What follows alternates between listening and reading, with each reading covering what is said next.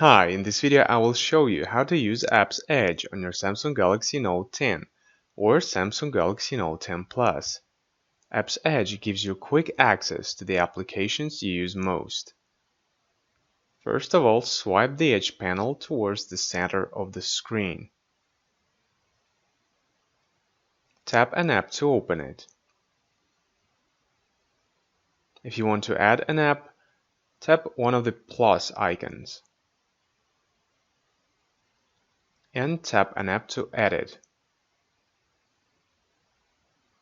You can also create an app pair that will both open in split screen view. To do this, tap Create App Pair. Select the two apps you want to add and then tap Done. That's it. To open an app via Apps Edge, swipe the Edge panel towards the center of the screen. Untap an app or app pair to open it.